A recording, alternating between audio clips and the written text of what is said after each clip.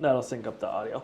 What is going on, everybody? How is it going? Today is a big day for Nick Sands Presents because I am here with the beloved and well-known Jenna Paradise, who is running for the Derry School Board.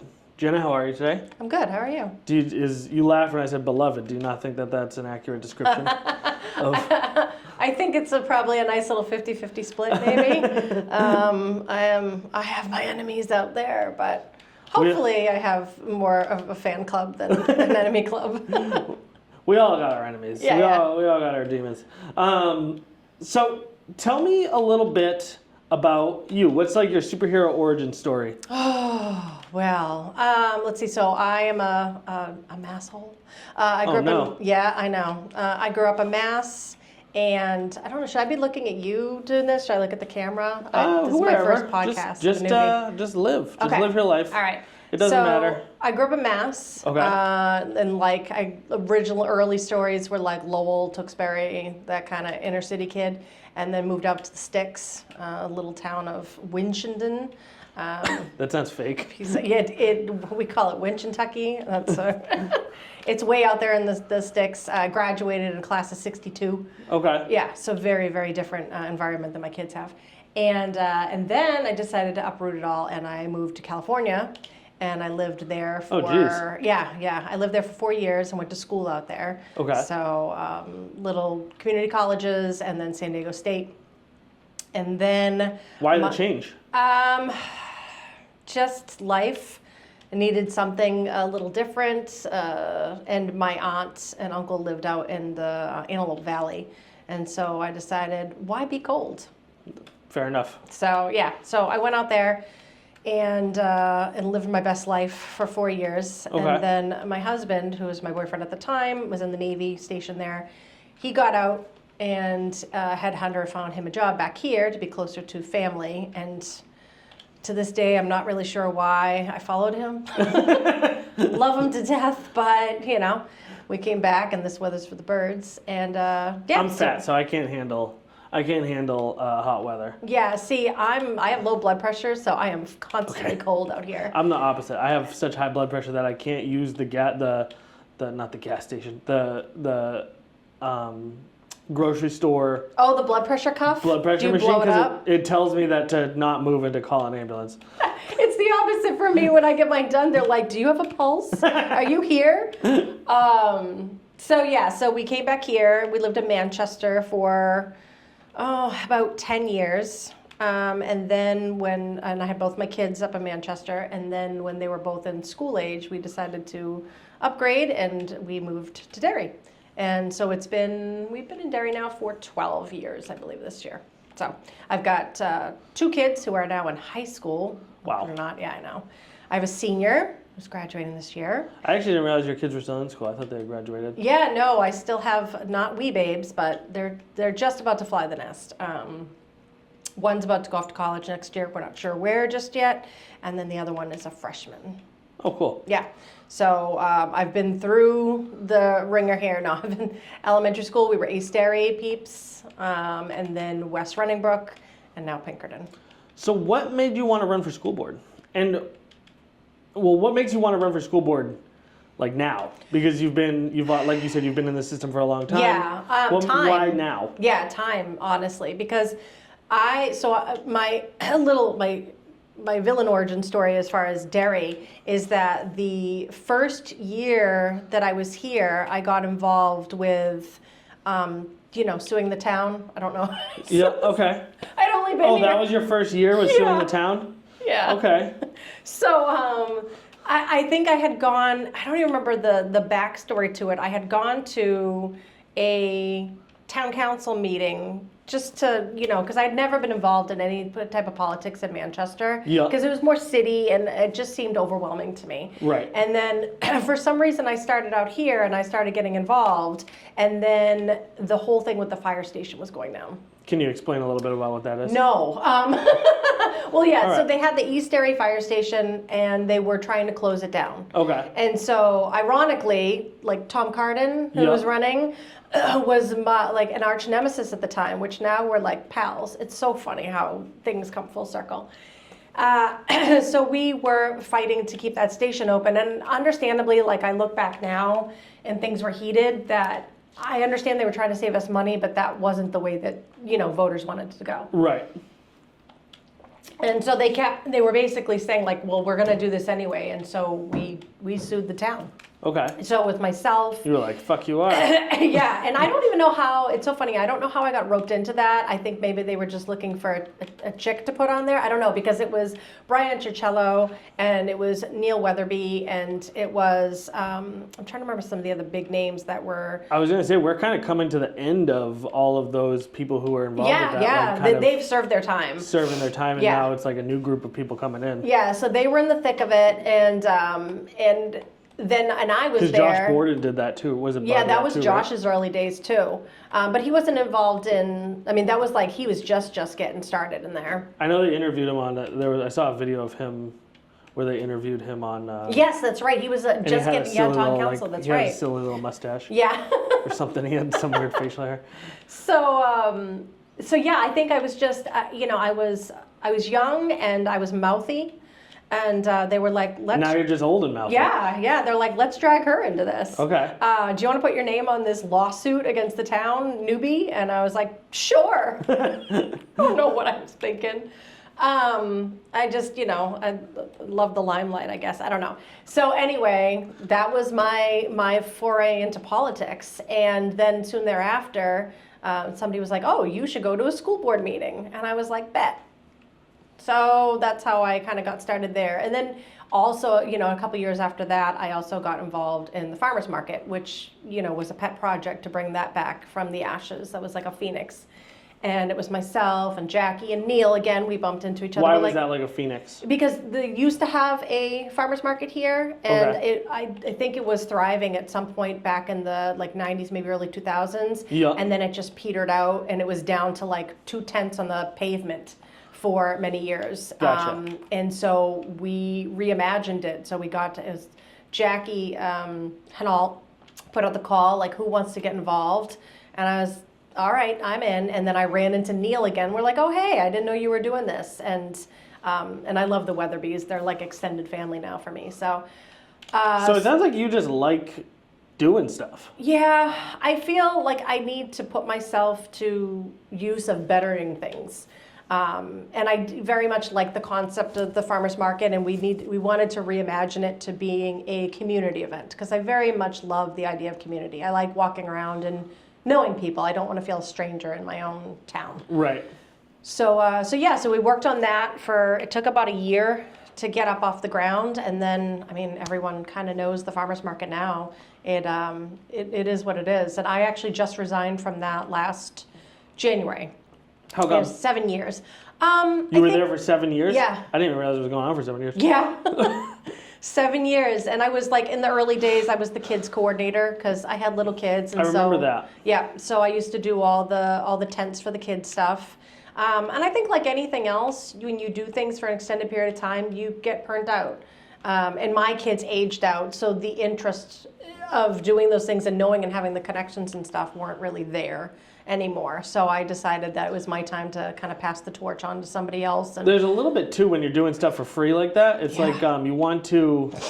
It's like you have a habit of, in community stuff. Like you kind of have a habit of falling into like doing the same thing. Mm-hmm. Whereas like it's always good to have new, fresh people kind of step up and kind of take on and give like new breath to it. Oh, that's definitely it. Yeah, you get, it's the same thing. And again, as my kids were aging, it's like I didn't know about the new things. I didn't know about the stuff that came through.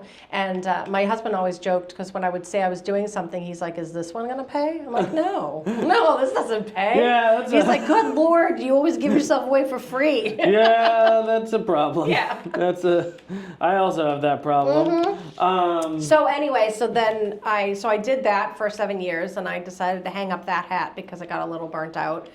That time I was also substituting, so I was doing a lot more than that. So Wednesdays would come around and I would just get like, it became more of I have to go to the market as instead of like wanting to go. So I wanted to put that aside so there was no like bad juju going into the market and let that.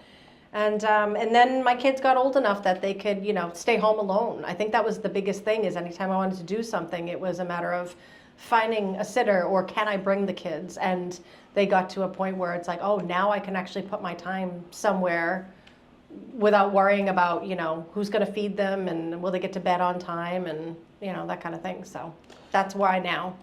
So is this your first time running for school board? Technically, no, because I did a write-in campaign at the last one, which was womp womp, unsuccessful. But to be fair, write-in campaigns are uphill battle. Right. And it was I jumped in about maybe 4 to 6 weeks. I was prompted by a lot of people because who had their hat in the ring, a lot of people didn't like the direction that they wanted it to go. So I was asked by quite a few people, would you run this? And I was like, yeah, sure, I'll do it.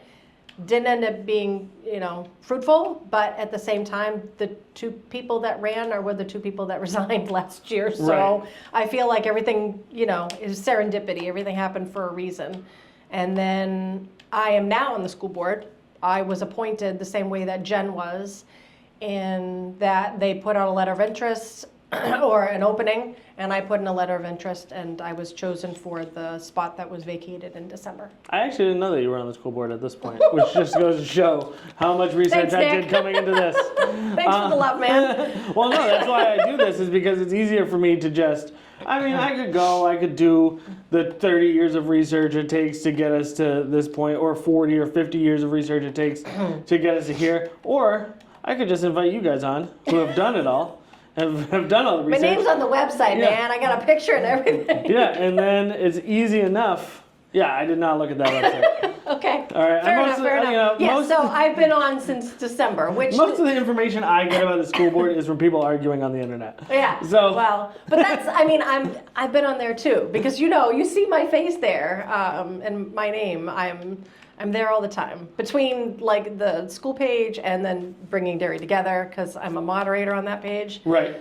I'm there more than I should be. Let's say that. And that doesn't pay either. No, that doesn't pay either. See? I'm just giving myself for free. So now I've just decided to, I don't know if it's not a continuation, because I was basically just filling a seat that was coming up due. Right. And so I guess I'm just basically running for that seat again. So you'll be on the same, so you're basically, it's almost as if you're running To keep my seat. to keep your seat, basically. Gotcha. Yeah. And that's the same thing with Jen, right? No, Jen is basically, I think she's a step up. She's going for the 3-year position. Yeah, she is. Yeah. Okay. So, and I'm going for the 2-year position. Gotcha, I gotcha. think the 2 that vacated were both 2-year. It just so happens that, so there's 2 2-year positions. It's myself, Jamie Carreau, and Richard Tripp. So 2 of us are going to get it, and 1 of us is going to cry, I guess. Gotcha. What do you think that you bring to the table for school board that maybe the people who you're running against don't have? Charming personality. Agreed. No, I'm just kidding. You guys are all very charming. Oh, thank you. That's okay. Probably my time volunteering for a lot of stuff in the community and the school board. I'm not school board, sorry. Like the PTSA, the PTAs. I was a substitute for 9 years. So I feel like it was like boots on the ground kind of thing. I was in the trenches. Right. So there's a lot that, I don't know if you know, but like the school board can't talk directly to the teachers. No, I didn't know that. Yes, that's like one of the little caveats of the liaison is the superintendent. So if there's any complaints, if there's anything like that's going on in the classroom, they talk to their superior, who talks to their superior, who relays it back to us. So you're not even allowed to talk to them? Well, I think in like a general, like, if I run into it, I have friends or whatever, but they cannot come directly to us with an issue or complaint. That's my Gotcha. understanding. I could be wrong, but I think that's in the bylaws. They Okay. have to go through, like, they have union, they have their principal goes to superintendent, blah, blah. So I feel like there's probably stuff that gets lost in translation. Mm-hmm. I feel like there's stuff that, some things, you got bigger fish to fry, you don't complain about things. Right. And I feel like I had a special opportunity to be in the mud, so to speak, for Right. the years that, I could just bring that to the forefront. I mean, now things change so fast that, the last time that I subbed a couple times in the fall before I got appointed, because, as you know, I cannot work for the school district and be on the school board, so I can't sub while I'm on. Gotcha. So I did a lot last year. I did a couple. So things change all the time. So I'm probably, I will be out of the loop, but I think more so than a lot of people that, aren't in the loop at all. How much, so how much, that actually makes me think about, like, how much are you guys getting feedback from, like, teachers? I don't know, honestly. I mean, to be fair, so I've only been in this position just from December. I haven't gotten anything. I don't know if it's something that happens periodically. I don't know if it's, they have their surveys that go out. There's no direct feedback. Okay. From my understanding. It basically goes through the channels. And there's not really there's not even a mechanism for that. Then. Right. Okay. Right. I think that's what the union is supposed to be for. The union speaks for the collective.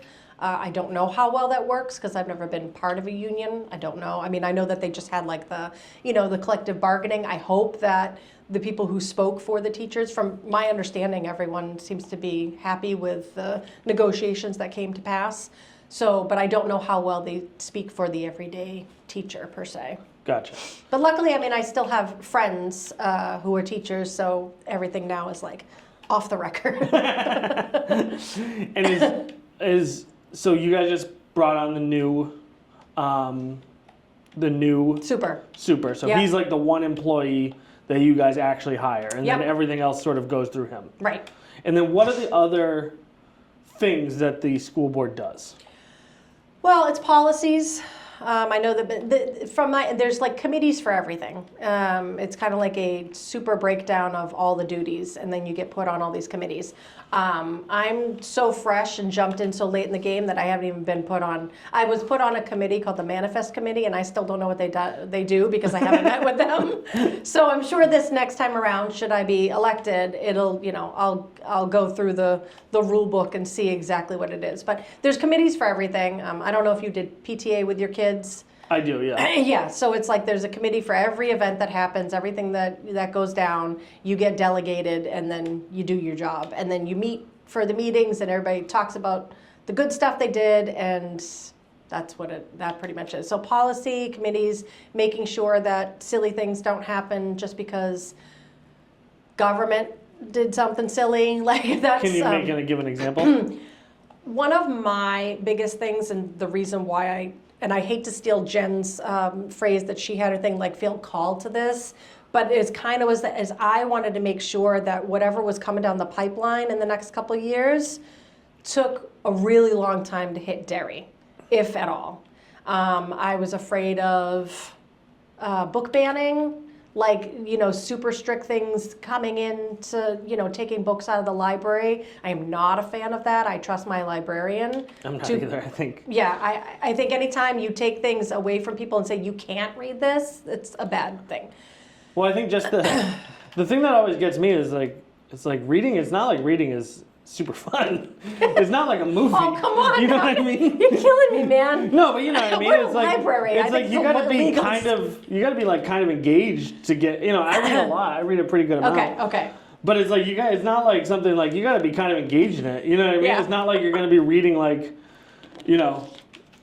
Well, reading is... The way I always think about it is there was a book they wanted to ban because there was a description of boobs, and I'm like, we got the internet, Yeah, right. Like you don't need a book. You don't need to get the description from To Kill a Mockingbird. Right. That's funny because my kid is reading that right now in high school. Yeah, freshman year. It's just funny the idea of banning books, and maybe it's just because like I came from a family where like we didn't. It was like if you wanted to read, it was encouraged no matter what the book was. I mean, Yeah. I never put it to the test, but I feel like I probably could have read Hustler if I wanted to. So like, as long as I was reading, Yeah, right. So it's like. So you read it for the article? And I don't want that in the library school, but I'm just saying I feel like it's one of those things where like reading is just like so like you have to be engaged with it. Yeah. And so it's like the idea that you're just going to read a book because it has the word penis in it is just Right. It's just insane to me. Well, and I think that there's that sheltered mentality. I think that happens with a lot of when people get scared about things that they don't know, or people don't want to talk about certain things, that it automatically means don't introduce that to my kid because I don't want to be confronted with that. Right. Which is really difficult because you can't tell people how to parent. Right. Well, I just come back to the internet. It's like we have the internet now. If your kid wants to learn something. Oh yeah, 50 years ago this would not have been. I mean, you had to hunt out a book to find out the information. Like you just moved the book to the top shelf and then the kid couldn't reach it. Exactly. And now it's like click, click, click. And now like they could do a search for something totally benign and still end up on something. Right, and still have questions afterwards. Yeah. So, I mean, and then that comes down to, so are you going to start like banning everything? Are you going to start, it was the whole idea of the TikTok, like taking that away. Like, I mean, I can understand the purpose of like maybe banning certain, maybe, not even maybe, like banning certain movies, banning, even spoken word the barrier to entry for that is so much lower, but like banning books just makes no sense to me. Yeah. And it's always books that, they put out like a 300, list. And it's like, did you actually read these books? No, because they You know what I mean? I feel like anyone who wants to vote on banning Excuse books me. should have to like read the book first, yeah. not only read it, they should have to be able to pass a book report. Like they should have to I be don't able know if to they could have done that when they were actually in school. They have to be able to they have to at least be able to put out a book report that gets a C to be allowed to make that decision. That's a high stakes, man. I just feel like if you give me a list of 300 books with excerpts, it's like you can make anything look bad with an excerpt. Yeah. So I don't know. It just seems silly to me. Yeah, so But moving on. Right, to go back to that. So I just wanted to make sure that, or like, and I don't want to ruffle feathers, but like mandating prayer in school or mandating putting, and it's happening in other states and other schools that they're doing this. And I feel as strong about separation of church and state. And keeping religion out of schools. I feel like public school should be welcoming for everybody.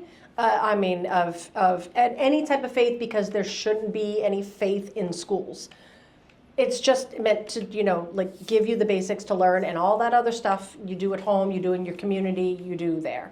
So that was kind of the thing that I wanted to make sure that whatever was coming down the pipeline in this with this new administration. I wanted to kind of buffer that. I think there's a lot of even if you wanted to open up because I know that people have talked about having a moment of silence or whatever, which as soon as you start introducing prayer, I feel like or the idea of religion in school of any kind, you just open yourself up to practical challenges. It's like, I actually am not. I'm a fan if for Pinkerton, if they had a world religions class. I think it's a fantastic idea to learn about religion, all of them. Well, I think it would make sense instead of a study hall, if you wanted to have meditation time. Right. But then you have to open it up to every faith, because I don't think... Well, that's where the practicality comes Right. in. I feel like it becomes a time commitment when you're like, okay, well now it's Christian prayer, and now it's Muslim prayer time, and now it's Jewish prayer time, and now the Buddhists get their shot, and now, now the Lutherans need to come in. Right, and granted, in our giant melting pot of Derry, we probably don't have a huge plethora of all these different ones, but it still begs the question, how do you incorporate everybody? Because you're supposed to incorporate everybody. So the easiest answer is just to remove that and just make it about school and all your other stuff. And I've had students in class who their religion prohibited them from celebrating certain holidays. We're doing a craft, or we're doing something like that. So, okay, just set them up on the side to do something different. It's trying to accommodate without restricting anybody else. So it gets tricky. Yeah. Yeah. So and also knowing that what's coming down the pipeline as far as budget cuts is going to be. So I want to make sure that whatever is getting cut is feasible and not at a detriment to the kids. We're actually, that actually is one of the bigger issues that everybody has been talking about recently is the budget and how, we're going to move forward with all of the repairs as well as keeping together the I'm sorry for the. You just went right into the. Yeah, I just drove right You into that wiped taxi. out. Part of the thing coming down the pipe here is like the budget for the school repairs. Yes. And I know I don't even know if you're allowed to talk about that, right? Because I think there's like rules against how you talk about it or something. So I don't want to put you in a spot where you get in trouble. Well, I mean, I can tell you that, the warrant article that's coming up is, we need it's like $35 million to do all these major repairs. We need 60% of the vote to get it passed. I think it's 60, I don't remember, 55 or 60 now. I'm going to stumble on my words. But we just skimmed by with that warrant article last year. I'm so sorry, last year was 35. This year we knocked it down, it was 25. We wanted to make it more manageable. I wasn't on that team, so I say we, but it's collective as a school board. Right. Oh, sorry, I just hit my microphone. That's okay. They wanted to make it more manageable because that's what we heard the taxpayers. People did not want the new school. They did not want to close down both of the old schools. They did not want, it was a whole bunch of no's last year, and we really need some yeses. And so it became, I was on the fiscal advisory committee this year, my very short stint before getting appointed to the school board, same as Jen. Same as Jen. Yeah, same thing. We're like mirroring each other. Although she's way smarter than I am, so I'm not gonna say She's that. way smarter than me too. Oh my God, I watched that and I was like, I'm not gonna come off as educated because that woman is a brain.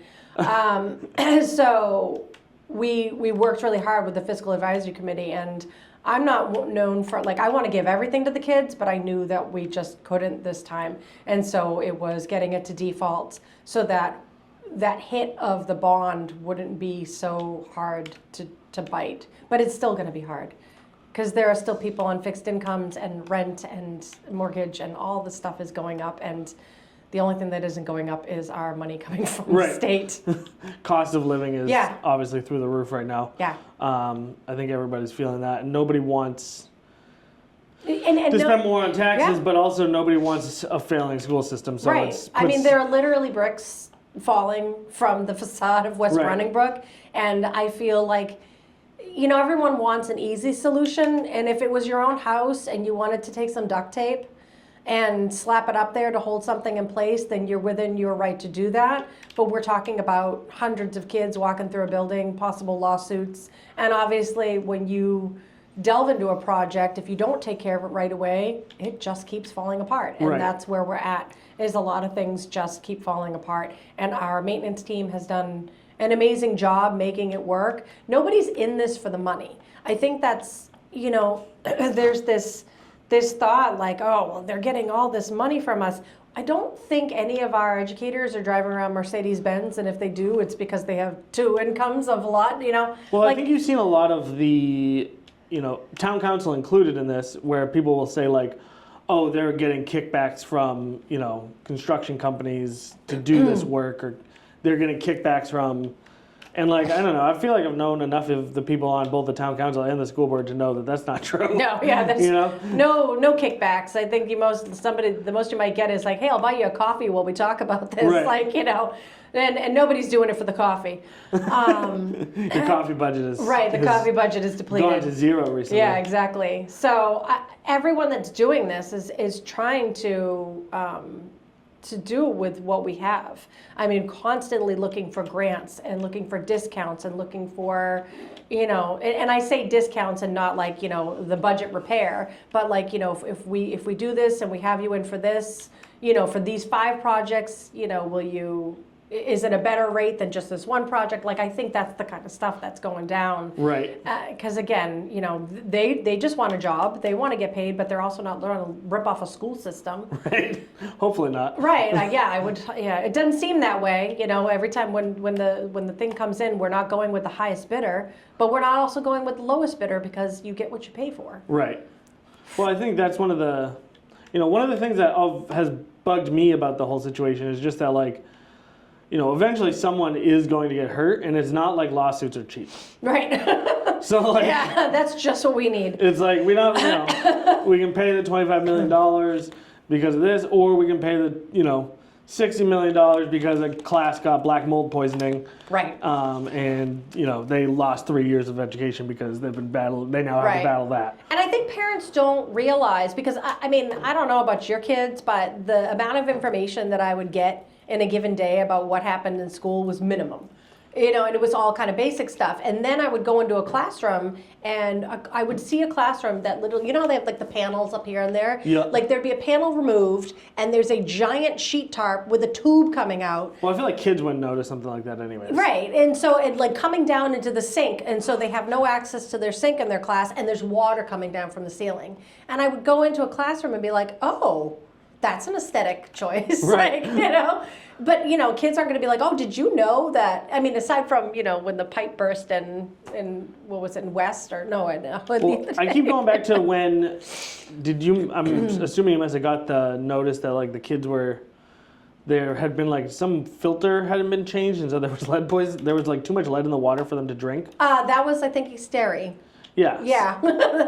And so it's like 15, 20 years from now, is that going to come back and now be a lawsuit because, 26 kids were drinking or, yeah, I don't know. 100 and something kids were drinking lead contaminated water? Yeah, I don't know. And now have long-term effects from that? But you know what I mean? It's like, right. It's but like, I mean, it's the simple stuff as like, there's somebody was like, why do we have to replace the doors? They look fine. And it was like, well, that's a security issue. Right. We live in a time where we have to make sure, extra sure, that the doors are locking and that one was jamming. It might look okay, but it's not. Nobody is going through this school going, oh, that looks a little dirty. Let's replace it. Right. Like they're waiting until like, okay, this is an issue. Let's get this done. Right. And also, I mean, you guys are pretty heavily scrutinized. So it's not like, one of the things I've seen is the roofs. Oh, yeah. The roofs are a big point of contention, and several people who own roofing companies have said that they could do it much cheaper than is being quoted. And so, not to put you on the spot, but is there like a process for like a local place to put in bids? Yes.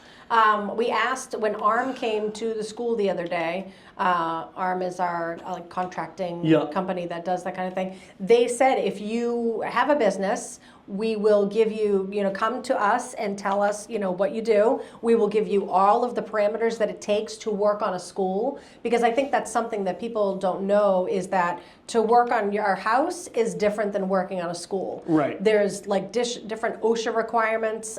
If you're X amount of feet off the ground versus another like X amount of feet off the ground, you have to have scaffolding. Like you have to have certain things that not every company has. Right. So, your uncle's brother who does roofing, it probably does an amazing job for a Gambrel or a Colonial, but then when you get involved with pipe drains and when you get involved with, other things, there are more boxes to check off on that list. So you can go to them, you can find out what's required. If you have all that stuff, then by all means put in your bid.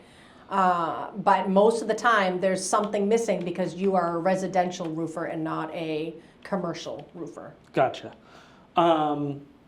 Okay, that's interesting. So Yeah. so anybody who has that feeling can reach out to ARM, you said? Yes. And they will give them I don't have their number, but they'll you give can, them the parameters? yeah, you can Okay. contact the school district, or the school, the SAU office, and say, like, I have a roofing company, I am commercially approved, or whatever. I'd like to see what the parameters are, and they'll direct you to the right place. So what is the most important thing for you going into, this sort of election and this being part of the school board? Like, what are you trying to accomplish? Like I said, I think it's I want to mitigate harm. I want to make sure that things are working. The status quo is being met. I shouldn't say the status quo because obviously we always kind of want better for the kids.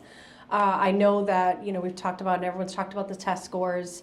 I feel like we're still having like PTSD from COVID and the backlash of being out of school. Things are still not up to snuff, even though, can you believe it's been 5 years already? Like, I don't know exactly how that happened, but it's been 5 years already. But so much happens to these kids in such a critical time to them that we lost time. And, we can get an argument for days about whether or not it should have been closed or we should have masks. And it is what it is. Like, the damage has been done, Right. so to speak. So now we're just trying to play catch up. I don't think it helps that we are very polarized as to how to do that. And we have grown-ups that can't meet at the table. And so now we have kids that can't meet at the table. I think we have a kind of an uphill battle. And this whole idea of this devaluing public education that is coming down the pipeline about, like whether or not public education is really worth it. And I'm a strong advocate of public education. I don't believe in the voucher system. I shouldn't say, I think that it will work for some people because school, like traditional school settings, are not for everybody. But I think the more people that you pull out of the public education system, the more you weaken it. Because you can't, it's that idea of taking $500 and giving it to one kid, whereas opposed to, and I say 500 because obviously $500 doesn't get you anything. But I was going to say $500 to go to a private school. I feel like you don't need the voucher program. $500 is like, enough goldfish for snack that day. $500 to go to one kid versus $500 that gets dispersed to a teacher to teach 20 kids. Your money goes further in the public school system and benefits the most people. I think the issue that I personally, because I'm personally, I know there's a lot of criticism of the voucher program going over the budget. Mm-hmm. To me, education is really the most important thing that our taxes can pay for. There's no reason why we shouldn't be supporting everybody as best we could. My issue is that most of the money seems to just be going to people who already have their kids in private school. Yes. With no oversight and no, the commissioner won't even let the voucher program be audited, which seems illegal, but... it's a coupon for the wealthy. Right, and so I don't... Also, where private schools get to choose whether or not they will accept a student. Mm-hmm. And so they're going to take, as of now, they're just simply taking money from the state. They're not allowing new people in, and anyone who has special needs or anything like that are not being... don't seem to have the opportunities that kids who are just already in private schools seem to have. Right. You have districts that don't even have a private school in them, losing money to private schools in other districts, and I don't know. The whole thing just seems like a big scam. Yeah. big. No, I see everything. I shouldn't say a scam, but it seems like a big sham. Like it seems like we're losing a lot of money and we're not getting anything out of it. Right. I think like anything, you always find people who know how to work the system. There are some people who most definitely the same thing that we have Next. Pinkerton isn't for everybody, but we have Next, and Next serves the needs of many kids, and it's great. But they have checks and balances. They have to meet certain standards. They have to turn in their paperwork. I think that the voucher system, when you get that money, there's no regulations of what you can spend that money on. You can decide that you're going to do, a field trip to Virginia to talk about colonial days, which is all well and good, but we don't pay taxes for you to take your family on a field trip. Right.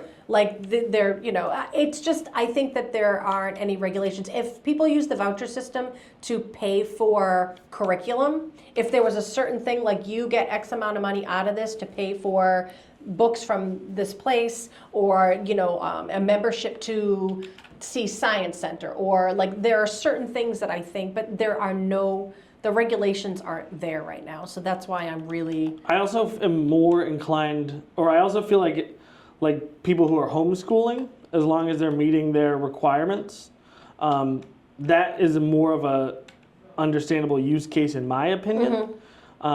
Because than the private school, right. Assuming they're really not utilizing, that means they're not utilizing the sports. They're not utilizing any of the things that public school has to offer. Right. Then that is a more understandable use case to me. I think that makes a lot more sense. But to just take money out of public schools and send it to private schools that are already doing great. Right. There's really no reason. Yeah, they're not hurting. I don't think. So I don't really think that it makes sense to do that, and I don't necessarily want my tax dollars going to, bankroll Right. some kid who already has every advantage in the world. It's amazing though, because you have the same people who are typically. I mean, I don't know what. My son is in the special needs, Yes. and he's getting, as you know, the special needs programs are continually getting shafted. It almost feels like there's an assault. No paras. There's assault on them. Yep. And so for my son to not be getting the money he needs, but for some kid, again, who has every advantage in the world, whose parents are wealthy, who can send their child to the most expensive schools, who can send their kids to the most expensive colleges, and for them to get another advantage on top of all the advantages they already have, while our most vulnerable students are getting, fucked over, for lack of a better term, just seems very unfair and not, not the way the system works for the betterment of everybody. I find, I also see the irony in that, and I don't know what the Venn diagram is between the people who complain about the taxes going to repair the school are also the same people who are pro-voucher. So they want their taxes to go to, sending their money to private schools, but they don't want to repair the schools that the kids are already in. There's an overlap there that is perplexing to me. For sure. Well, like I said, I think everybody wants an education, but I think the goal should be to raise the standard so that the people who are in the worst positions, the position is better than it would be without the help. Right. But I also think that one of the biggest things that we need to come to terms with is that those who often need the most help are the ones who are valued the least. Right? And it's not just, it's by the people who are at the top, because the people at the top are usually not the ones who needed the most help. Does that make sense? Right. So there is a matter of whether or not you are a valuable member of society. And I think it's a weird direction that the government and the country is going in, where we're going back to the idea of institutionalizing people. I mean, we have, RFK saying he wants to set up compounds for people with ADHD to go and you know what I'm talking about? You will go send you here so you can detox off your meds and and be more productive. There's a weird shift going on, and it's trickling down the pipeline, and it's trickling into public education, and that's scary. Yeah, I don't think that makes any sense at all. No. Because I knew very neurotypical kids who abused the shit out of Adderall when they were in college. So that they could get passing grades. So the idea that Adderall isn't going to help someone who actually needs it is just, right. Is silly. We're in weird times, Nick. I don't know if you've noticed. I definitely think there were kids when I was growing up who, and I'm not a doctor, so I guess I can't really speak to it, but it seemed as though they were being overly medicated, but I also think that we've come back the opposite side of that, because I know that as someone who has been diagnosed with ADHD, they were very hesitant to give me any medication at all, and I'm an adult. Yep. And so the model has certainly shifted, I think, away from utilizing drugs unless absolutely necessary. But I think, when those times are, it's not up to public discord to determine whether or not someone actually needs their medication. It's up to that person, their doctor, and their the people they trust to make those decisions. Well, isn't that a theme for many things? Well, we're not going to talk about that. No. That doesn't have anything to do with school board. That doesn't have anything to do with school board. Let's see. Let's reel it back. I think the question was, what do you want to do for the school board? Yes. So I just want to mitigate damage. I just want to make sure that the kids are getting the services they need. I want to make sure that the arts are not going to get cut, because I know that that often happens, and it happened even in Derry. I think it was maybe 20 years ago. I remember it was during one of Brenda's reigns. I think that came up, and she mentioned it. I don't want to see us lose the arts. I don't want to see, and it's funny because as it stands now, I was so I went to East Derry's PTA meeting last night. And did you know, you're in the PTA, that so much of what like culture is brought into the schools is brought in through the PTA. So it's not even brought in through the regular budget of the school, like the certain field trips or assemblies, all that kind of stuff. When your kid comes home having done something super cool, that's not brought by your taxes. That's brought by the PTA. So I'm also a weirdo in that case, in that I think that the arts is actually more important than, well, maybe not the reading, but it's at the very least is as equally as important as reading and math. Yeah. Because I think, the humanities and understanding why the things that make us human and why we are human. What is the point of learning to read if you can't appreciate how awesome Hunter S. Thompson is? You know what I mean? Like, what is the point of learning to read if you can't appreciate great literature? Right. It just seems like if your only purpose is learning to read is to be able to really understand, manuals or whatever, it just doesn't make any sense. I don't know. Have you seen the IKEA manual? Yeah. You don't even need words for that. I come back to this idea of right now, tech has been like the real driving force of our economy, and a lot of times you talk to people in tech, or at least I know a lot of people in tech, and a lot of times it's like, well, I'm developing this app, and I'm like, well, what does the app do? And when they explain it, it's like, does that thing actually make humanity better, or does it make it worse? Right? Yeah. Like Mark Zuckerberg probably could have benefited from some ethics classes. You know what I mean? Like, while designing Facebook, he probably could have benefited from a little bit of Play-Doh. And so the idea that we're going to get away from that, and the only thing that we should be focusing on is like how to crunch numbers the most efficient way.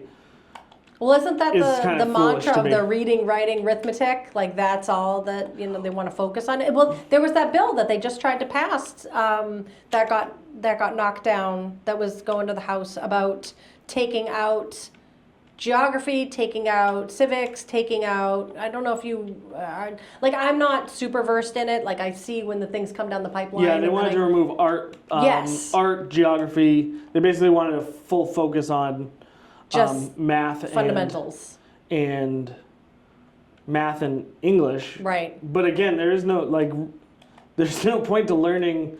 Math and music are the same thing. You hear that a lot. There's no point in learning what 2 + 2 is equal to 4 if you're not able to then put that in like the contextualization of humanity and what it means, why that's important for humans. Right. Just rote memorization or even the ability to do, if you take a physics class, half of physics at this point is just like concepts and ideas and thinking, and like it has nothing to do with the actual math. And then you have to prove the things that you come up with math, but you don't have that. I guess if you don't have an interest in where humanity is going. Right. You look at someone like Oppenheimer, who had all these misgivings about creating the nuclear bomb and all of these massive, he was tortured by having created this weapon that killed, hundreds of thousands of people. And then you have the military side of things, and they paid for it, and they just saw it as like, we can kill hundreds of thousands of people. Right. Like, is there there was no ethics behind it. Yeah, there seems like there should be a bigger emphasis on the ethics side of things, because it seems like we have the tech side of things under control. Well, I think there's that divide of what is school for. And you have some people who love to learn anything and everything and see the value of it. And then there are people who go because they have to go. I was one of those. I have one of each kid. I have one kid that will take classes in just the love of learning. It's not, they grumble about learning stuff, but there's still that, like, I can't wait to get to know this. And then I have another kid who I have to cajole every Monday to get back to school. And the way that I try to say is that you're going to school, you're learning stuff to exercise your brain, and you're going to school so that you can learn how to be a functioning member of society. Those are the two things. And I wish that we taught in ways that were more practical rather than, like you said, and I mean, they are getting away from rote memorization.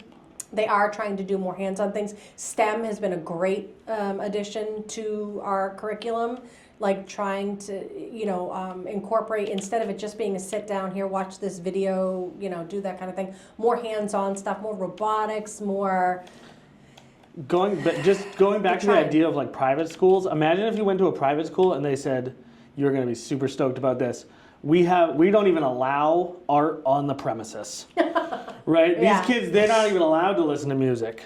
They're only going to do math. They're going to sit in a room Right. for 7 hours a day, and they're going to do math. Yeah. And they're going to get really good at, deconstructing language in a way that makes designing protocols really, really easy for them. I think that there's always this thought about, like, there's this competition, obviously, because you always hear from people like, oh, well, the kids in China are way smarter than we are, and they go to school 6 days a week, and, their test scores are better, and that's amazing for them. And I tend to pull back and say, but are they happy? Like, I don't know, like, that's not, there's this whole, like, what is it about? Are we just trying to make more workers for the system? Are we trying to be human and to learn things that we need to learn to just, have civilized society, to have Right. good conversations? That's the other thing, is like, what I tell my son when, he grumbles about, like, why am I learning this? Like, what is the point of learning this? And so I try to put it in a practical sense, like, even just simple things as like learning fractions. I'm like, buddy, this is for cooking. We're gonna learn this, to learn how to cook. Or why do I need to learn about, this book that I'm reading? And I'm like, well, tell me what the main conversation is about it. What are you learning about it? Is that a good way to treat a human? Like, you're not learning it for the sake of learning it. You have to pull out the camera lens and the bigger picture. And I think we, as Americans, and I think we've been so focused on that idea of progress and what will this get me in the end, instead of appreciating it in the moment for what it is. I think another, like, personally, I would like to see, maybe rather than something like the voucher program, using that money to expand the trades in Oh yeah. in lower, like, introducing those things in 8th, 9th, 10th, 12th grade. Right. Giving a larger expansion in that area in the public school system. Because really, I think, not every kid, and I was a great example of this. The thing that I loved in school more than anything was theater. I was a theater kid too. Well, I was also a very bad kid, and I was into punk rock, and so since I didn't go to school, I had those privileges taken away from me, and when I lost the ability to do that thing, then that was basically the end of. I gave up. Basically, there was no real reason for me to even pretend to try anymore. Yeah. And so I think about how different my life may have been if, rather than trying to force me to be good at things I wasn't good at, they had allowed me to be good at the thing that I wanted to be, that I was good at. Right. And I think there's this idea that, like, if you don't force kids to do math, then nobody's ever going to learn math. But I don't think that's true at all, because I know lots of people. Right. Like I said, I have a lot of friends in tech. And they, I have a lot of really fucking nerdy friends. And they love math because they just love math. Yeah. They would solve math, they would do math for fun because they just like it. Yeah. And so I think that there's this fear that, like, if we don't force people to learn how to do these important, quote unquote important things like mathematics, Right. that there's no incentive to learn. But I think there's a shift, though. I think that the K through 8 is less about that idea of, learning to do the things that you love, and it's more about learning the routine. It's more about, and obviously you need to start with the building blocks.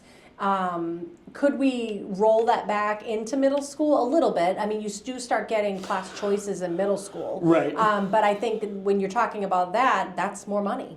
If you're going to start, putting in trade. And they do have, computer classes. I remember having wood shop in middle school, but we don't have that here because now it's probably more of a liability than anything else. They probably still have it. I think they still have it at Pinkerton. I think Pinkerton has a pretty good. But I'm trades saying K program. through 8. That's what I'm saying. There's that divide. So K through 8, and when you start looking at middle school, you start having FACS, which was our home ec back in the day. although you are younger than me, so maybe it was just my home ec. They start. I had home ec in 8th introducing grade. that. Okay. 7th and 8th grade we had home So ec. they start having that in middle school, and then when you jump into, but I mean, that's Pinkerton. The high school that I went to had no trade stuff, not a one. You had to go 45 minutes away and apply to the trade school that was nearby. So we do have a gem in Pinkerton, and people, they tend to poop on it a lot about what they charge, but overall in the grand scheme of things, like it's a little bit less per pupil for Pinkerton than it is for Londonderry. Yeah. And what you get here, and maybe not everybody realizes because their kids are not CTE bound, or because, it's 4,000 kids in a school and they get lost like little fish in the Right. pond. But we have a lot of options at Pinkerton, and it's a matter of, anybody sit down and look at that catalog would be blown away. It's like college. There are so many courses available to these kids, but it's a matter of, and I think a lot of times it's, parents get overwhelmed, and they're like, well, the kids will handle it, the kids counselors will handle it. They have to get into the weeds with them and be like, all right, listen, let's sit down. What do you want to do? What do you think you like to do? What are you good at? And go from there. But we do have those options available, and not everybody does, which is incredible for us. Yeah, absolutely. Me and my wife basically moved here for the school system, I have a kid who is CTE bound. I have one who's college bound, and I have one who's CTE What's bound. that? What's CTE? He's career tech education. Okay. So that I thought that was sorry. when you get hit in the head too many times. No. I was like, wow, you're just throwing that out there for this poor kid. Poor thing. No, he's probably going into a trade. Most likely he's starting to take, he's doing computer stuff right now. But next year he's going to be taking intro to electrical. And that's and I'm hoping that's going to take hold, because that is a solid, valid career choice. If given his choice, he would do computers all day. But I'm leery about the future of computer stuff, especially with AI taking over. And I feel like there's that. But again, that's every parent's choice to sit down and say, what path do you want to go on? What's going to be feasible? I think we're kind of past that follow your dreams thing that happened with us when we were kids. And now it's follow where they have health insurance. Yeah, right. So your dreams can be for the weekend. Let's find something that gets you health insurance for the week. See, I'm the opposite. I think people should chase after their dreams personally. Yeah, I just think about, this is how I look at it, is like I said, growing up, I loved being in theater. I'm an attention whore. I love being in the center of attention. And now that's basically how I made my living. Yeah. I wish that someone had told me, you know what, you should go after this as soon as you get out of high school, rather than wait until you're 37. Right. I think that there's a lot, I feel like not everybody's passion is going to be life-sustaining. That's the way I kind of look at it. Yes, some people can play video games for a living, and obviously it's very lucrative for many people, and there's now esports in colleges and stuff like that. But I also feel like some things are fickle, and I guess it depends on what you want in life, if you want stability or if you want excitement and change all the time. If you want to not worry about paying your bills, or you're more for adventure and I'll just find another job. I think it's dependent on the kid. Yeah. So I think you can follow your dreams if you're okay with, I'll just, I'll have ramen this month for a month, Right, and I'm fine with that. Yes, and you're fine. And why one kid I don't think would be fine with insecurity. I think he's more of a routine kid. So I'm like, okay, so let's find you something that you are good at, that you don't hate doing, and then you can build your computers and you can game on the weekend kind of thing. So there's that fine balance. But I think it's different for everybody, so. I do think that, just to ease your mind a little bit, a lot of the stuff that's happening with AI and all of that, AI is really not very good at doing anything. It certainly isn't good at being creative. Ask AI. Oh, I've seen some. Ask AI to tell you a joke, and you will be amazed at how horrific the joke is. I don't know AI planned my last family vacation, and I did a really good job. So Yeah, well, what it did is it found other other people who had already set up vacations and then just copied. Right. So AI is very good at copying things. It still needs, and will always, unless, if it ever gets to a point where it doesn't need humans to come up with original ideas, we're in a lot of trouble. Yeah. That's when it's like, all right, well, we are no longer the kings of the planet. Well, I mean, have you seen movies lately? There are no original ideas. Exactly. We are pretty much just on rinse, repeat. No, that's true. So I'm curious, where do you fall on teacher support? Like you were saying before, we have open para positions, we have open positions. I don't think we have any open teacher positions, but we do have open in-class positions. Where do you fall on, one, what do you think is causing those open positions, and where do you see the fixes, and how committed are you to fixing those problems? Well, I think the closer that you get to working with the child, the less money you make, which is wild to me. The further away from actual one-on-one interaction with children, the more money. It seems to be like a reverse. So paras don't get paid very well. And I think that's probably a lot of it. I think for a lot of these people, they pick it because it's a passion. They love it, and they love working with these kids and helping. And it probably also fits like a schedule for them, to have teacher hours and type of thing. But the pay isn't there, and I think that's what comes. You can make more working at Costco than you can helping a kid in a classroom, and that's wrong. And I don't know that there is a fix, because we can barely get teachers paid what they deserve. I mean, it's you're fighting over tooth and nail, and everybody wants to pay the athletes a lot, but they don't want to pay the teachers a lot who sit in the classroom with the kids. I'm a huge supporter of teachers. I mean, having been in a classroom and trying to do classroom management, it's a lot. It's like feral kittens some days. Yeah, I don't. And it's gone. Especially middle school. I can't imagine what it must be like to teach middle school. Middle school is a fun animal. I used to be very scared of middle schoolers until then I had them. And I appreciate their humor more. I like to learn their language and then throw it back at them, and they think that that's hilarious. But they definitely are a different beast when it comes to, they're starting to test their boundaries. They don't listen as well. They are, bless their hearts. I have a few middle school teacher friends, and they have fortitude. Yeah.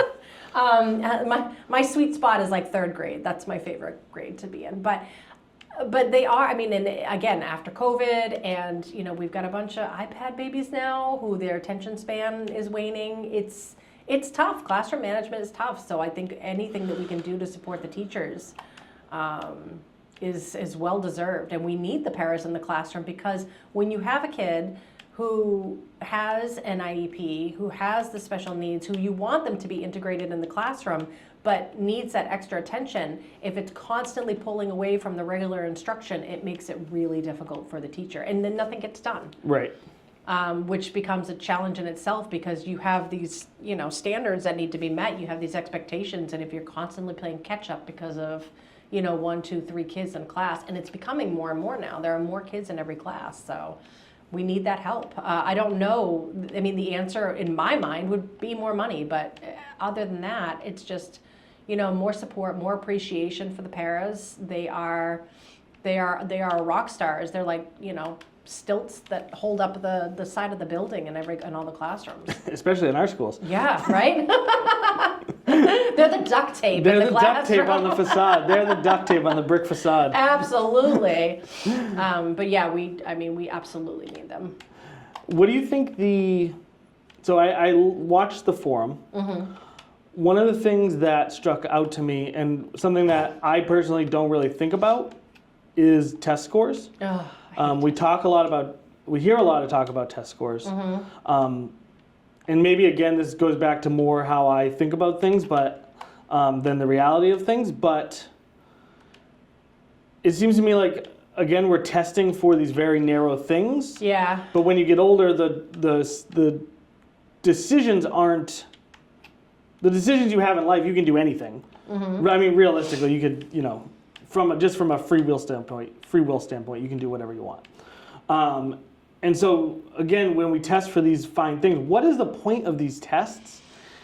What do they accomplish? And do higher numbers actually attribute anything? Is there anything actually attributed to these higher numbers, or is this sort of just like an antiquated idea of like what it means to go to school? My personal opinion is I hate standardized testing.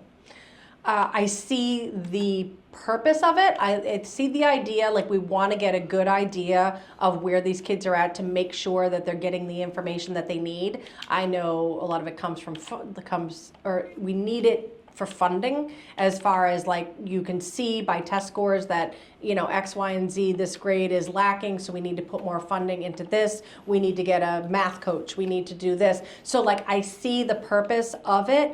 I just hate teaching to test, and I feel that happens a lot. Where it's like, okay, well, we got to skip over this because we got to make sure that we cover this because this is coming up on the NEWAs. This is coming up on this, so we need to make sure we cover it.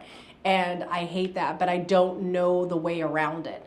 That, you know, that's something, if in a perfect world, I would love teachers to be able to teach whatever they think is necessary I like the idea of competencies, and I know people that when the new report cards came out and there was the competency thing, people, you know, they ruffled their feathers.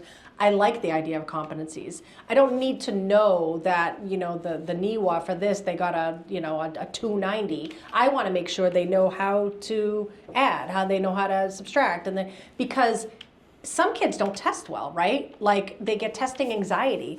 They need extra time. They, you know, all that kind of stuff. And people just don't test well in general. So you're going to get whacked when you know the concept, when you know, when you sit down on the paper, you know how to do it, but in that moment, you froze. And a lot of kids, you know, and think about how much time and dedication it takes to sit down to do a test these days.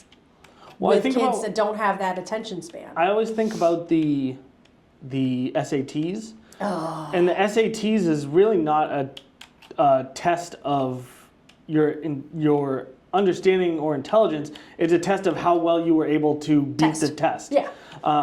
Basically, it's like there are things that you can do that, you know, just increase your odds of doing better on the test. And so you learn those things, and you basically have learned how to break the test. That's why a lot of colleges aren't taking them now. Oh, really? I didn't know that. Yeah. So having gone through this process with my oldest, there's a lot of colleges that don't require your SATs because they're testing optional. Like if you did a great job, go ahead, turn them in. You might get, you know, more aid, more merit, more something.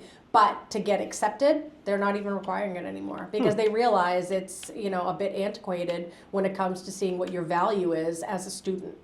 I wonder if that's true or if they just say that. What do you mean? Like, I wonder if they just say like, oh, you don't need to turn in your SATs, but then if you don't turn in your SATs, it hurts your chances.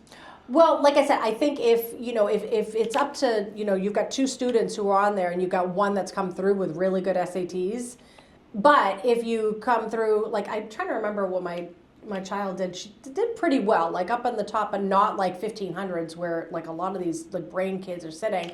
But it was more like, what classes are you taking? Are you doing any honors? Are you doing any AP? What are you doing outside of it? What groups are you in? That's what they're looking at. They're looking for, I mean, I would say the average school. Of course, if you're looking at the Harvards and the Yales, they're not testing optional. Right. They're making sure. But hell, if you want to pay $100,000 a year for a college, then you better do well on a test. Right. So they're looking for a more well-rounded kid. So I feel I'm torn with the testing. I see the purpose of it. I see the practicality of it. I just hate that we teach to it. And a lot of these standards are for poor kids too, because if you're rich, you can go to Harvard, whether you're, right. You know, you just pay double or whatever. Oh, obviously, yeah, you know, like your daddy who was it, gets Christy you Alley? in. Christy Alley who got in all that trouble. When that happened, I remember thinking like, they were like, can you believe Christy Alley was paying for her kids to get into college? And I was like, did you guys not realize that was happening? What are you talking about? I kind of figured they like would, everybody right? was so appalled. I was shocked that anybody was pretending like they didn't realize that was happening. Like, yeah, we kind of thought, I thought we knew this. Yeah, what are you talking about? Right. Oh, wealthy people just happen to have all these kids that go into all these Ivy Leagues. What do you think is going on? Right. But yeah, no, I'm curious so Are there any options that we have? Like, what will improve the test scores, and are they even worth going down that avenue, in your opinion? Well, I know that we had brought in math tutor, math coaching. I think that it's, when we get these test scores to come in, we can see where we're lacking. And then the grades by team get together and say, all right, this is not looking so good. What can we do? How can we approach this? Do we need a new curriculum? Is there lead in the water? Yeah. Is there lead in the water? I'll go back to East Derry and check and see how they're doing now. We got that. We have the nice filtration systems for the water now where you fill it right from the thing. See how they're doing better now. They can sit still. I don't know, that lead stare thing, right? Isn't that the... We'll see if they have that. I think that when I think that it has its benefit. You can look at it and say, where are we failing? But it needs to be very broad. I don't want everything based on test scores. I don't want everything taught based on test scores. I know you have to get going soon here. 11:40. That's my 11:40. time. But I wanted to give you a chance because I know that oftentimes there seems to be a divide between the school board, our state reps, the state education system as a whole. And so I'm bringing this up to you because you've been very vocal about it. I wanted to give you an opportunity to just sort of state your case and really just go in depth on how you think that those organizations can work together, how you think they may not be working together so well, and what you can personally do as a school board member to help work on that. Yikes, you asked me to solve world hunger in like the next 15 minutes. It's tough because I feel like... I just want to say that I'm not like trying to sabotage you. No, I feel like state reps, it's just you've been very vocal about it online, and so I just wanted to give you a chance to really state reps talk about it. I think we're in a disadvantage in New Hampshire in that, first of all, state reps are only paid, it's like $100 a year. Yeah. It's something ridiculous. So there's no advantage for somebody to go into it as a invested full-time job, right? It's not even an advantage. Anyone who isn't wealthy, right, retired, or has a spouse who can afford to carry or who has a spouse who makes enough money that can allow them to work and do that. Because I've looked at it, I can't afford it. It really narrows down the field of who can participate in that. So I feel that we are not well represented in general. I think that a lot of times it goes off of like name recognition because one person will get their foot in the door and then that's who is there forever. The idea of like term limits, age limits, that type of thing. Like I feel we are not well represented in general up at the state, and those who are up there, I mean, we are a purple state, but we tend to be very right-leaning when it comes to a lot of the policies. And if you've paid attention at all, and I'm not saying you, but in general, people paid attention at all to the bills that are coming down the pipeline, it's a lot of cut and slash and, it's all about saving taxpayer money. But the problem is that when we're talking about investing in our kids, they're more than investing in a new like refrigerator. It's just, like you can take cut some corners on getting some new appliances because you're like, oh, well, I can do without the ice maker. Like I can do without this. But our kids we're supposed to be putting everything that we have into these kids in the hope that we give them an environment that they want to stay. I mean, yes, you want your kids to go off and explore, but you kind of hope that they come back and give back to the community, right? And ultimately, you hope that they take care of you when you're older and then you can't, contribute anymore. So if we aren't putting everything that we have into these kids, what are we doing? To cut a few dollars. And it's tough because I understand that, eggs are stupid expensive right now. Like everyone's been talking about the price of eggs. And would they rather have their kid, have an art class or have eggs for a year? I don't know. Like we are in a really tough spot. I think trying to find common ground has also been very difficult between the two sides because everyone is so polarized that it seems like an automatic concession when you try to meet in the middle. Like you're giving up a part of your personality or part of yourself, and I think we need Right, to... well, everything feels really weirdly tied together. Yeah. It's like if you say, you know what, I do want kids to have free lunches, that also means that you support abortion. Right, Or like, right, yeah, you no. know, it's like these weird ties that really shouldn't go together and should be completely separate, but for some reason they are. There are no more moderates. Yeah, there's no way to have individual conversations anymore because everything is so like Right.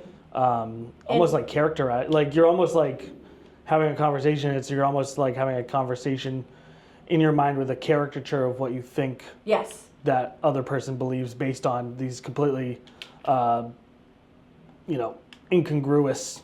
Right, and I things. hate that you can't, like, again, so it's that idea of, like, so you bring up free lunch, that's a perfect thing. There are probably lots of, I would, maybe not lots, there are probably some, like, Republicans out there that think that, yes, we should feed our kids when they're in school, but you say that out loud, and all of a sudden it's like, well, where do you think that money's going to come from? What do you do? And then it's like, oh, okay, I'm sorry, I'll, I take it back. No, you're right. And you get guilted into that.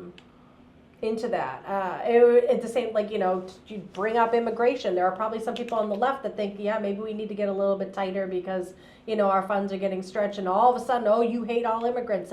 It's very polarized. We need to find somewhere to meet in the middle. And I think that's going to be the hard part, especially when there's so much disdain for both sides to sit down at the table when the past couple of years have just been ugly. They've just been plain ugly. I think we're all guilty of it too. It's not like we should be passing. I don't think that I don't want this to seem like anyone's passing the buck on to anybody else. No, I'm definitely, and I've had that pointed out to me by somebody who has said, like, I've been very vocal about my hatred for the current administration, and this person's like, how do you feel that you're going to be able to work with people who voted for them when you say that they're quote unquote all in a cult or whatever? And it is really hard. Like, I don't know. I think it's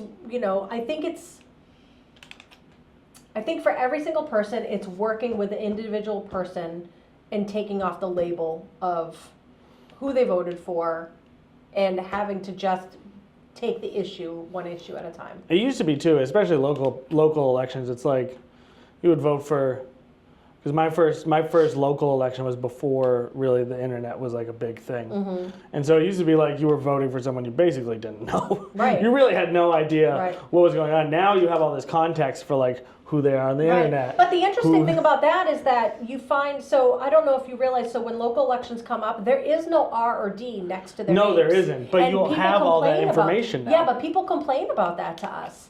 So that's another thing that I have done, and I've noticed I've been a worker, I say a poll worker, and then it makes me sound like I do something else. I've worked elections for, I've worked elections for 8 years. Well, you did live in California all Yeah, those right. years. We didn't go into that.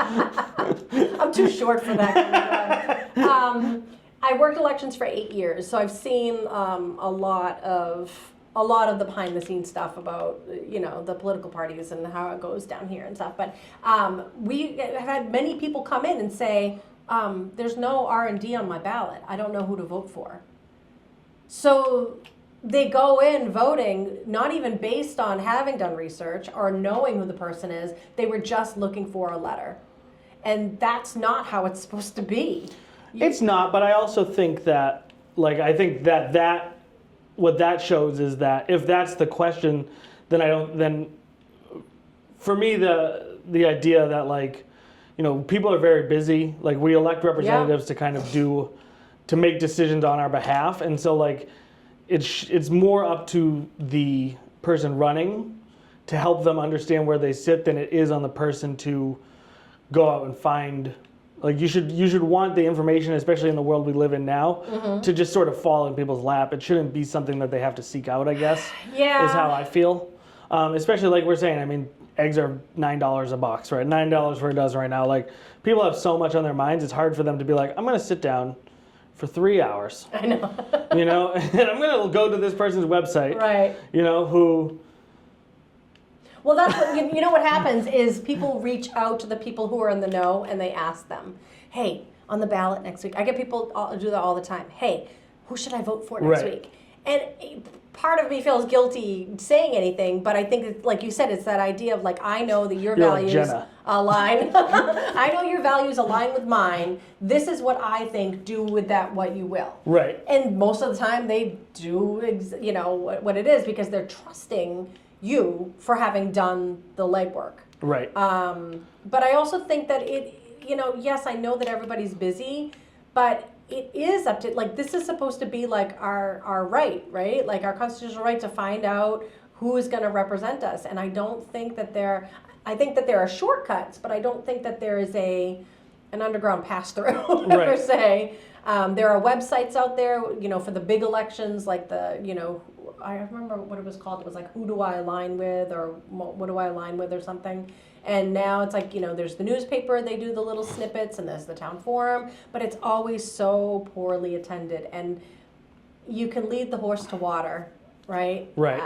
I don't know what the answer is. I think it's just a matter of word of mouth, and I know that people are busy. It just sucks because it just leads to a lot of apathy.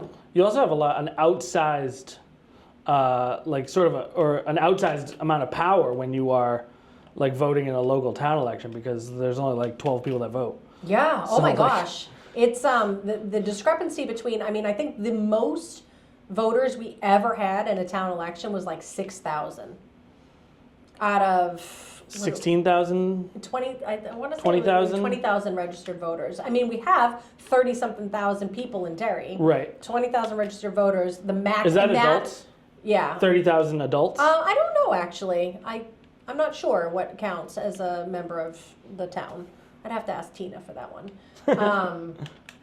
But you have so few people. And the killer is that the local elections are where it really hits you the most. And like, you can tell that to people till you're blue in the face, and for some reason they don't come. And the 6,000 was the one for the special election for the fire station. Right.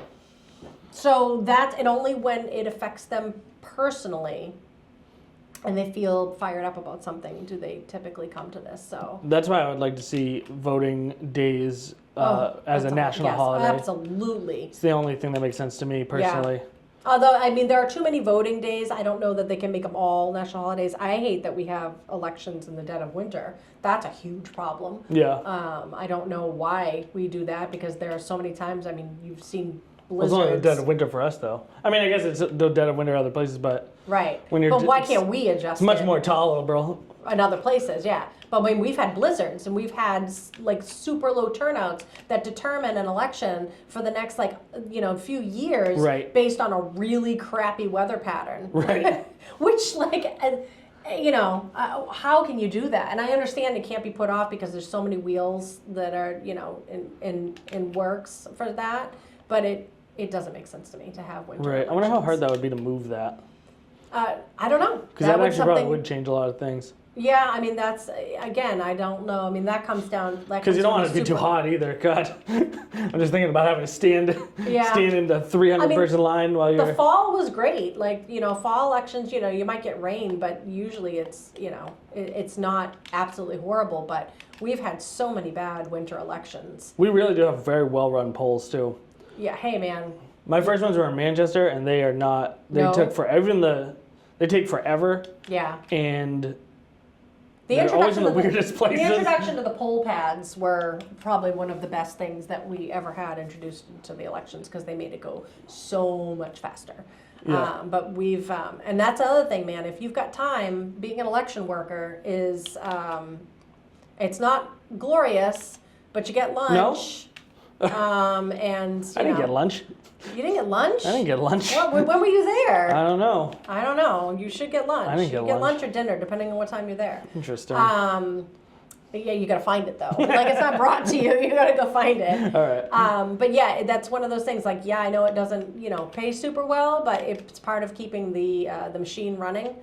So yeah. All right. Well, I know it's 11:40 Yep. on a Tuesday. Is there any last minute things that you would like to say, or last minute thoughts you would like to put out Let's see. to the tens of people who are going to watch this? Woo! If you can vote for me, if you're in this town, then you can vote for me. Paradise. I'm going for the school board, not for the money or the fame. I just want to take care of the kids because I like the kids and I want to make sure they get a good education. I want to make sure they can read all the books that they want to read. I want to take care of the teachers. Even if they describe a titty. Even if they describe a titty. It leads to some great conversations with your kids. That should be your That's your my slogan. That's your campaign slogan. I think kids should read books even if they describe a titty. No, I'm sorry. All right, you should know that I did not edit this at all. I retract that. That's going to be snipped somewhere, and it's going to be on the app. No, let's go back on that. I like teachers. I like school. I've always loved school. I love education. I want to see every kid succeed, whether they like school or not. They can find a way to like school. That's great. I guess that's my paradise. I love school. Guys, thank you so much for watching. Jenna, thank you so much for showing up today. I really appreciate it. You're welcome. Go out and vote if you're in Derry and you have the opportunity. Next Tuesday, 7 to 8 at Pinkerton Academy. There's no school that day. I don't know if it's remote or not, but there won't be that traffic congestion, so all right. Good to go. So there you go. No reason not to. Get out and vote, people. Even if you don't vote for Jenna, although she hopes you do, just go out, vote for the people. These people do, unfortunately, have a lot of say in what the outcome of your life is going to be for the next few years. So, take it seriously. Guys, I love you. Mwah. Bye. Bye.